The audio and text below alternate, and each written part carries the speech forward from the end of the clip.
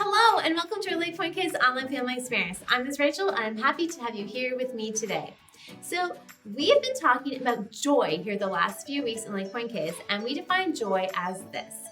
Joy is choosing to celebrate what God is doing. I'll count to 3 and we can say it together. 1, 2, 3. Joy is choosing to celebrate what God is doing. Now, joy is not the same as happiness. Happiness depends on the situations happening around you, whereas joy depends on what's happening inside of you. Happiness can disappear, while joy is here to stay. Now, that doesn't make happiness wrong, it's just different. But we're gonna start today by getting creative and drawing something that makes me happy and possibly you happy. We're going to draw a cake. So press pause and grab a piece of paper and a pencil so you can follow the step-by-step instructions. If you'd like to bring along some markers or crayons so you can decorate your cake when it's done, feel free to do that as well.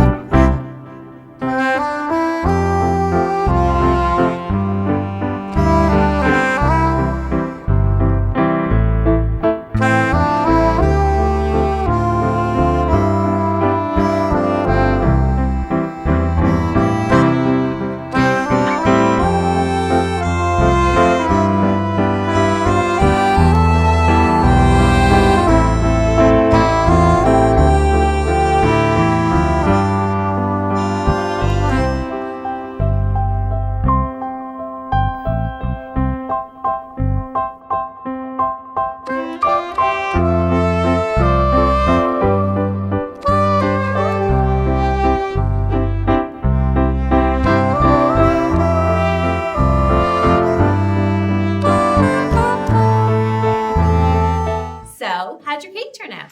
You know, if you need a little something extra to give Dad this Father's Day, feel free to use this picture. Now, a cake is a great example of something that can make you happy. Most people are happy when they eat cake. Cakes can represent parties and celebrations, but what happens when the party's over and the cake is gone? That happiness connected to those things disappears as well. But with joy, joy sticks around because it's connected to something or someone bigger than a cake or a party. Joy comes from knowing God and knowing how much He loves you and how He sent Jesus because of you. And that joy can't be taken away from you. That joy is good for your heart and for your spirit. A cheerful heart makes you healthy, but a broken spirit dries you up. Proverbs 17, verse 22, nerve. All right, if you're at home today, try saying the verse well, hopping from side to side, from back to back, and then up and down. If you're at LakePoint Kids on site with us, then turn your attention to the stage.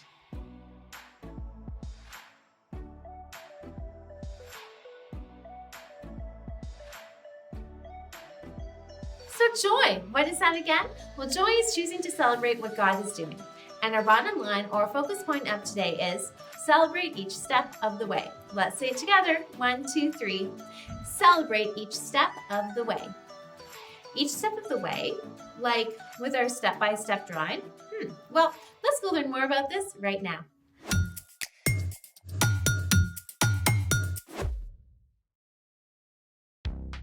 Hey, I'm Skylar. And I'm Sebastian. We're talking about joy, which is choosing to celebrate what God is doing. We have a lot of different reasons to celebrate, from big to small. Like finishing a race or finishing a puzzle. I started a puzzle last night, but it's not done yet. Did you finish the outside edges? Yeah. Then let's celebrate that. Thank you.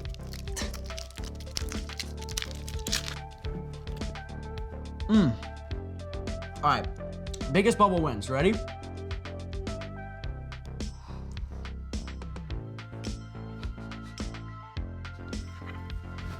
Good job. We're celebrating our celebrations. Every successful bubble deserves to be celebrated. And that's a lot of celebrations. Speaking of bubbles, I know how to create some epic ones. With gum? Not quite, but they're still awesome. Let's make it. For a giant bubble wand worthy of celebration, we will need 2 wood dowels, 3 yards of cotton cord, 2 eye hooks, and a couple of washers. Why do we need washers for bubbles? It helps make a bigger loop for bubble making. Step 1, take a dowel and screw one of these eye hooks in. it might help to have an adult drill a small hole for the hook.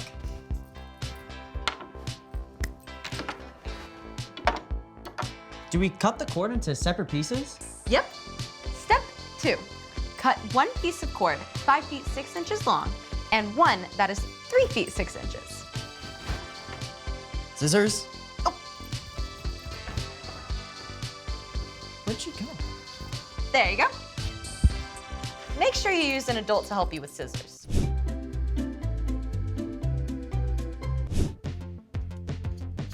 There we go. There we go. Step 3. Place the washers onto the long cotton cord. Wait, both of them? Yep. They will help later when we try to make big bubbles. Perfect. Step 4. Tie one end of each cord to each dowel to make a giant smile.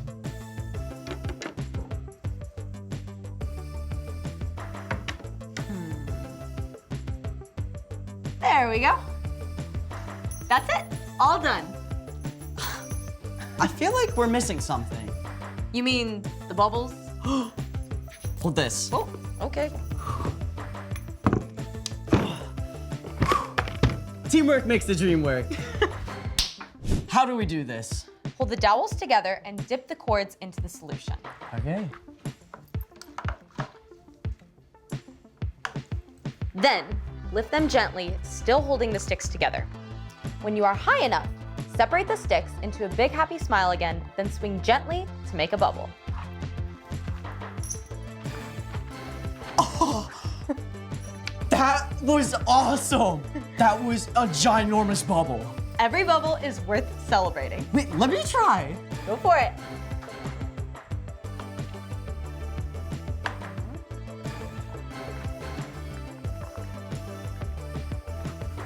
Whoa. That is awesome. Nothing says celebration like bubbles. Speaking of which, it's time for The story before the story. Today, we're in the book of Ezra. Ezra tells the story of God's people after they returned from exile in Babylon. But long before, out of a deep, deep love, God created an amazing world and people, us. When people turned away from God, the world was broken. From the very beginning, God had a plan to bring us back into a relationship. God chose a man named Abraham and promised to bless the entire world through Abraham's family line. That family, the Israelites, grew in number and became a great nation. But over and over, they turned away from God. At last, they were captured and taken away to Babylon. Even then, God promised that after 70 years, they would come home again. Which is where our story starts. Take it away. Hey everyone, I'm Erica.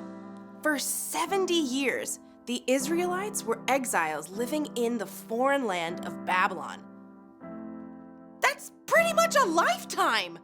In fact, Babylon itself had been conquered and was now part of Persia. Many of God's people had never even seen their homeland of Judah. But even before the exile, God had promised through the prophet Jeremiah that the Israelites would return home after 70 years. So as God's people neared the 70-year mark, they must have wondered, We're still exiles. We have no power. What's going to change, God? the situation seemed hopeless. But our God is so awesome and powerful, it doesn't matter that we are not. In fact, God moved the heart of the new Persian king Cyrus to favor the Jewish people. The Lord is the God of heaven. He has appointed me to build a temple for him at Jerusalem in Judah. Any of his people may go up to Jerusalem and build the Lord's temple. This was incredible. Not only did King Cyrus give permission for the Jewish people to return home, but he gave back thousands of gold and silver dishes that had been taken from God's temple 70 years before. More than 40,000 Jewish people traveled home to Jerusalem on an epic journey. It took them months. And when they got home, well, it wasn't exactly home sweet home. The walls of Jerusalem were broken down. God's temple had been completely destroyed. The people couldn't live in Jerusalem, so they settled in towns outside the city. But their leaders, including a man named Zerubbabel, knew the most important thing was to rebuild the temple, the place where God would dwell among them. We'll start with the altar of the temple. What about the city walls? Yeah, there are enemies who want to stop us. We will honor God by rebuilding the temple first. Even though they were afraid, the people trusted God and rebuilt the huge, beautiful altar. This was one of the most important parts of the temple, where they could make offerings to God. Once it was complete, they could begin celebrating the feasts and festivals that God had given to Moses hundreds of years before. Woo-woo! Part 1 was done. But there was still a huge amount of work to be done. So next, they tackled the foundations of the temple. All together now. 1, 2, 3. Massive cedar logs from faraway Lebanon were floated many miles and then carried overland to Jerusalem. Then, the people dragged them into place to form a strong foundation for the temple. Now, a foundation is a great start, but it's just a start. There was so much more work to do to rebuild the temple, and the city walls, and all Jerusalem. It probably felt overwhelming. The Levites, who had been given the role of leading God's people in worship, took their places before the temple foundation. With trumpets and cymbals, they led the people in praising God.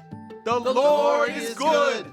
His faithful love to Israel continues forever. Woo-hoo! Thank you, God. Good. Most of the people had been born in exile and had never seen the temple before it was destroyed. But a few old-timers remembered the first glorious temple. Do you remember the first temple? It was bigger, grander. This one here is like a tiny ant compared to a giant grasshopper. It's true that the new temple wasn't as impressive as the first one. It was true, they still had a long way to go. But God's people were still filled with joy to know that they'd completed one big step along the way. They praised God so loudly that their shouts of joy could be heard from miles around. The end.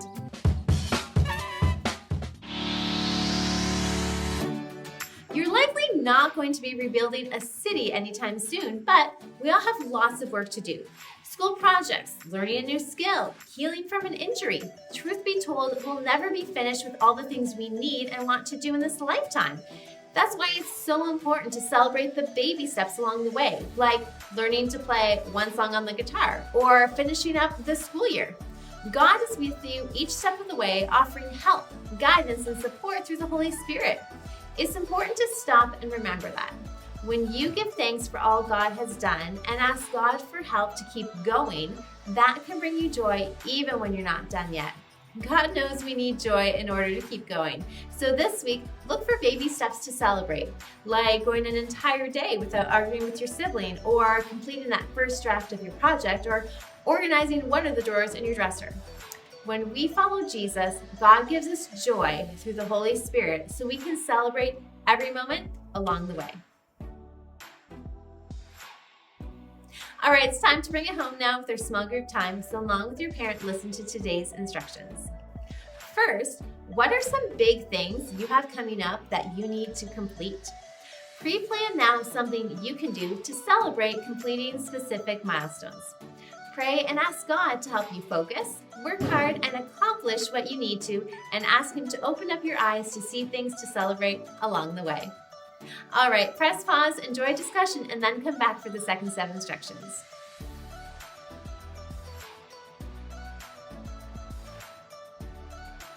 Next, take some physical steps and go for a walk around the neighborhood or the park.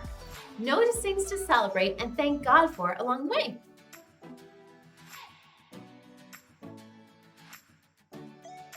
Parents, now is the time to either scan the QR code on the screen or head over to the LakePoint app to fill out our online connection card. Signing our guest book lets us know who's watching and helps us stay connected to you. It also allows you to sign up for our latest LakePoint initiatives and opportunities. So kids, while your parents are busy doing that, why don't you do some high steps for the next 60 seconds?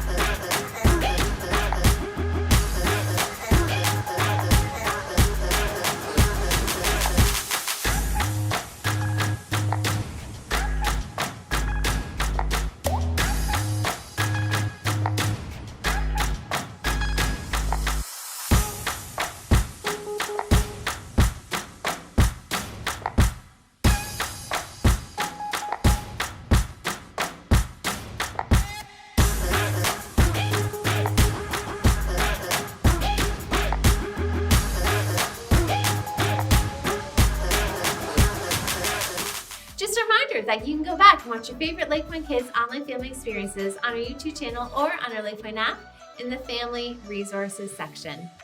Thanks for tuning in today, friends. I'll see you again next week. Same time, same place. Remember, celebrate each step of the way.